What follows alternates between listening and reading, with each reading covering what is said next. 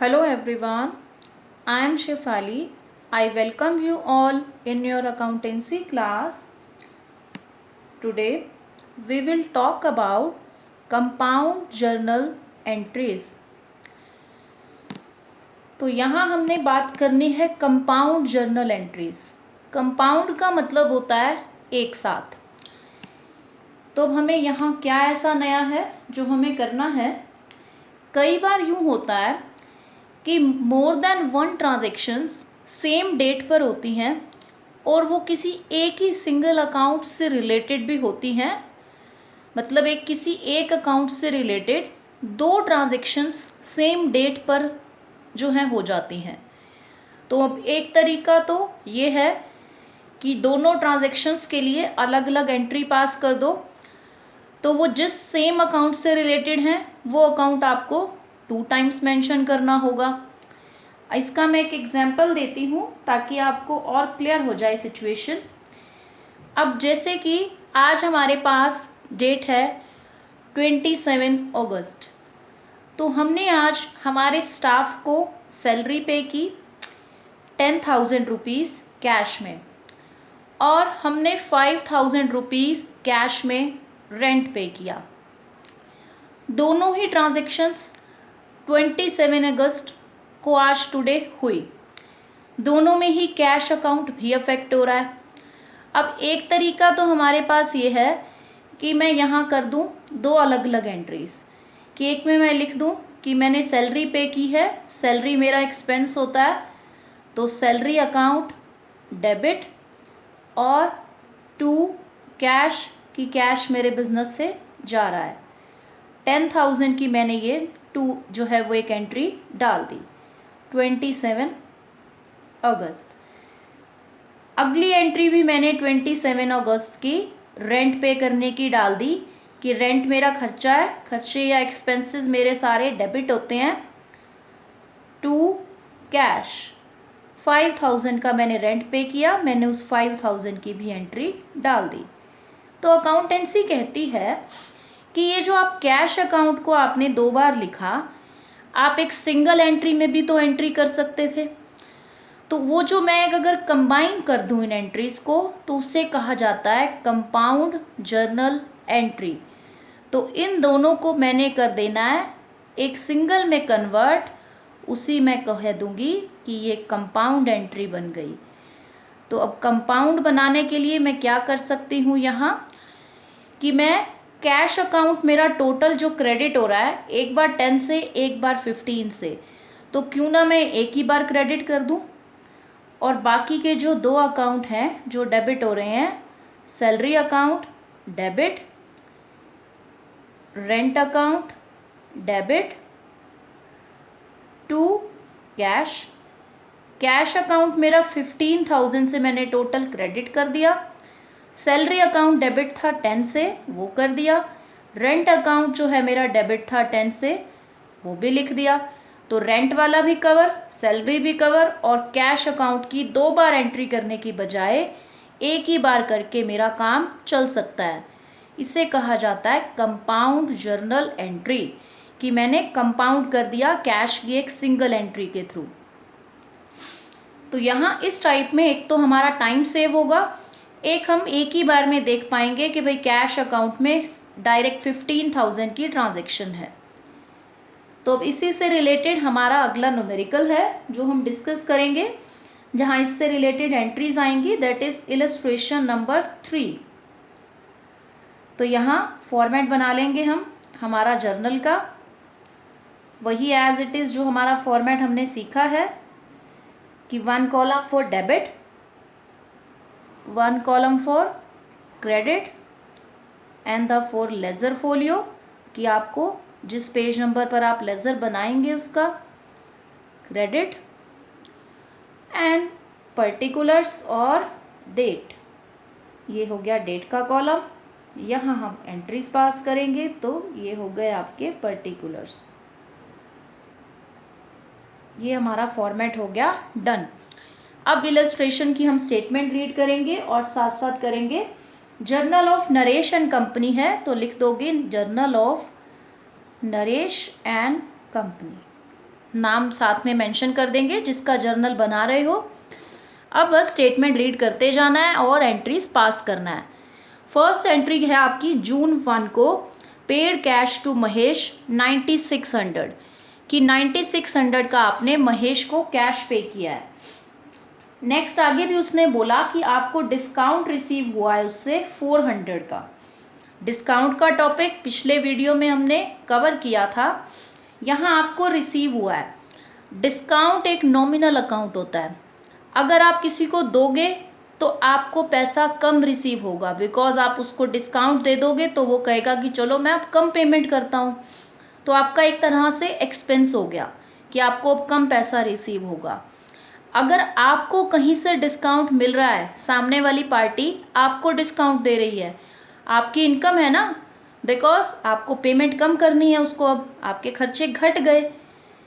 तो जब आपको कहीं पे डिस्काउंट रिसीव होगा सामने वाले से तो आपकी एक तरह से इनकम है, क्रेडिट होगा उस टाइम। तो जून 1 की एंट्री मैं राइट करूँगी यहाँ पर कि मैंने कैश पे किया महेश को, तो महेश को मैं पे कर रही हूँ, महेश को कैश मिल रहा है, तो महेश हो गया रिसीवर। तो महेश यहाँ क्या हो जाना है, इसने डेबिट। उसके बाद मैंने जो है वो डिस्काउंट रिसीव किया है उससे 400 रुपीज़ का, ठीक है, 400 का डिस्काउंट रिसीव किया है और कैश मैंने उसको पे किया है टू कैश 9600। तो पहले तो कैश मेरा बिजनेस से जा रहा है, कैश क्रेडिट हो जाएगा 9600 से। डिस्काउंट मुझे रिसीव हो रहा है, मेरे लिए बेनिफिट है, तो मैं इसको क्या कर दूंगी, credit to discount received account लिखेंगे आप। आर मैंने लिख दिया, आर का मतलब डिनोट कर रहा है कि डिस्काउंट रिसीव्ड है। ये 400 का डिस्काउंट रिसीव्ड है, इसका मतलब मैंने महेश के टोटल 10,000 रुपीज़ देने थे, उसने कहा 9600 दे दो, 400 का मैं आपको डिस्काउंट देता हूँ। तो महेश का जो अकाउंट आप क्लियर करोगे अपनी बुक्स में, जो उसको आपने ख़त्म करना है, वो 10,000 से उसका अकाउंट जो है वो डेबिट होगा, बिकॉज देने 10 थे, 9600 में वो मान गया कैश, 400 की डिस्काउंट है। तो इस तरह से आप नरेशन दोगे, payment made to Mahesh and discount received, cash paid and discount receive from Mahesh. ये नरेशन देके एंट्री हो जाएगी आपकी यहाँ क्लोज।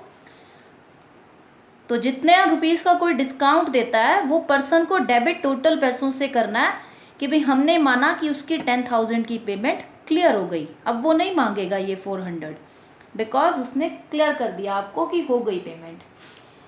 देन जून 4 की एंट्री है आपकी कि आपको कैश रिसीव हो रहा है अरुण से 4900 का और आप उसको डिस्काउंट अलाउ कर रहे हो 100 रुपीज़ का। तो अरुण से आपको 4900 का कैश आ रहा है, तो कैश को आपने डेबिट करना है, जितना कैश आपके पास आ रहा है क्लैरिटी से उतना ही लिखोगे। डिस्काउंट आपने अलाउ किया है, मीन्स आपके लिए जो है वो एक तरह से ये लॉस है, बिकॉज आपने अलाउ कर दिया, अब आपको वो नहीं देगा उतने पैसे। तो डिस्काउंट अलाउड अकाउंट क्या हो जाएगा, debit. Discount allowed account debit, 100 रुपये का आपने डिस्काउंट अलाउ किया है, डेबिट करा। देन आपने जो है वो टू अरुण करना है, अरुण को आप कितने रुपीज़ से क्लियर कर दोगे उसका अकाउंट, टोटल 5000 से, बिकॉज अरुण ने आपके 5000 देने थे, तो आप क्लियर कर दोगे भी 5000 आपका क्लियर हो गया हिसाब। 4900 आपने दे दिए, 100 रुपीज़ की आपको डिस्काउंट है, तो अरुण का अकाउंट क्रेडिट कर देंगे 5000 से, भाई आपने हमने माना है कि आपने हमें 5000 रुपीज़ क्लियर कर दिए। नरेशन दे दोगे, कैश रिसीव फ्रॉम अरुण, और ये हो जाएगा हमारा क्लोज। नेक्स्ट हमारे पास जो एंट्री है, हमने गुड्स सेल की हैं हरीश को, यहाँ पर गुड्स सोल्ड टू हरीश 30,000 की, 30,000 की गुड्स सेल की हैं, कुछ मेंशन नहीं है कि कैश में की हैं या किस में, बट हरीश का नाम गिवन है, इट मीन्स मैंने उधार में सेल की हैं। तो हरीश तो गुड्स को रिसीव कर रहा है, बिकॉज उसको सेल हुई हैं तो वो लेके जा रहा है गुड्स, तो रिसीवर को क्या करते हैं, डेबिट।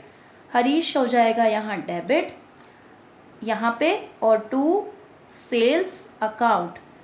जब परचेज करते हैं तो परचेज अकाउंट डेबिट होता है, बिकॉज खर्चा है, सेल करेंगे तो आपकी इनकम है, sales account credit.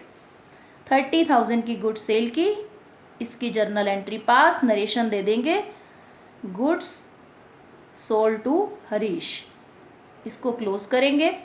Next entry पर आते हैं। नेक्स्ट क्या है, अब आपने जो गुड्स उसको बेची थी, हरीश ने आकर के आपको 2,000 की गुड्स रिटर्न कर दी।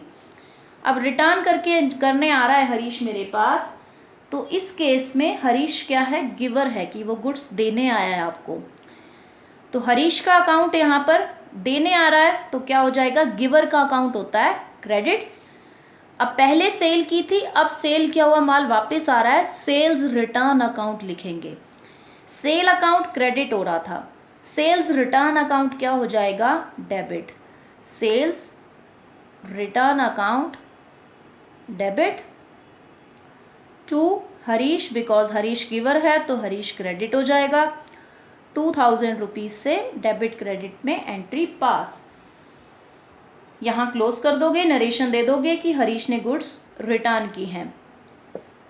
अब नेक्स्ट बात पर आते हैं। नेक्स्ट क्या एंट्री दी हुई है आपको, कहता है receive cash from Harish 27,500 in full settlement of his account, कि उसने आपको 27,500 रुपीज़ दिए और उसने कहा कि मेरा अकाउंट फुल सेटल कर दो, यानी भाई मैंने आपका इन फ्यूचर कोई पैसा देना ना रह जाए। अभी आपकी बुक्स में जो हरीश से आपने लेने हैं, अगर आप देखो 30,000 की गुड्स बेची, 2,000 की आके वो रिटर्न कर गया, तो आपने अब 28,000 लेने हैं, और उसने आपको आकर के कितने दिए हैं जून 14 को, 27,500। तो 500 रुपीज़ जो वो कम दे रहा है, वो फुल सेटलमेंट का मतलब है कि हमने उसको कह दिया कि चलो आपको अब मान लेते हैं हम पूरे आ गए, आपको 500 का डिस्काउंट है। तो अब आपके पास कैश अकाउंट में जो है वो कितने दे के जा रहा है आपको हरीश, 27,500, और आपने उसको डिस्काउंट कितने का अलाउ करा है, 500 रुपीज़ का, बिकॉज आपने उससे 28 लेने थे, 30 में से 2,000 के रिटर्न कर गया, तो 28,000 लेना था। उसने 27,500 में कहा कि मेरा फुल सेटल हो गया अकाउंट, तो इसका मतलब 500 की डिस्काउंट है। मेंशन नहीं है लेकिन समझ खुद को हमें आ रहा है। टू हरीश, हरीश का अकाउंट कर दो क्लियर, कि हरीश आकर के हम मानेंगे कि पूरे 28,000 क्लियर हो गए। तो हरीश का अकाउंट पूरा क्लोज हो गया। यहाँ 500 के डिस्काउंट और जितना कैश में दिया उतना हमने राइट कर दिया। नरेशन दे देंगे, payment receive from Harish and discount offered या डिस्काउंट अलाउड 500 रुपीज़। ये मेंशन कर देना है नरेशन में कि हमने जो है वो डिस्काउंट हरीश को 500 रुपीज़ का अलाउ किया है। ये नरेशन में ये चीज़ आपने मेंशन कर देनी है। अब हमारे पास है हमारी नेक्स्ट एंट्री, जहाँ कहता है कि sold goods to Gopal of list price of 60,000 at 10% trade discount, कि आपने जो है वो गोपाल को गुड्स बेची हैं 60,000 की और 10% का ट्रेड डिस्काउंट दिया है। अब यहाँ एक चीज़ हमें देखनी है, आपने जो है वो ट्रेड डिस्काउंट दिया है गोपाल को। ट्रेड डिस्काउंट के लिए कोई एंट्री नहीं पास होती, बस जितना डिस्काउंट बनता है वो लेस होके बाकी का जितना आप रिसीव करोगे उसकी एंट्री पास हो जाती है। 60,000 की गुड्स आपने सेल की हैं गोपाल को, 10% का डिस्काउंट है, तो 60,000 का 10% हो गया 6,000 का डिस्काउंट, तो गुड्स कितने की रह गई, 54,000 की। 60,000 की थी, 10% डिस्काउंट है, तो फिर 6,000 माइनस करके गुड्स रह गई 54,000 की। तो बस आपने अब डायरेक्ट जर्नल एंट्री पास करनी है कि मैं गोपाल को बेच रहा हूँ, तो गोपाल को रिसीव हो रही हैं गुड्स, तो गोपाल हो जाएगा डेबिट, और टू सेल्स अकाउंट ये ट्रेड डिस्काउंट है। अभी मैंने जो एंट्रियाँ पास की थी वो कैश डिस्काउंट था, कि कैश पेमेंट करने पे तब मिल रहा था, कि सामने वाला कैश पेमेंट कर रहा था तब उसको डिस्काउंट मिल रहा था।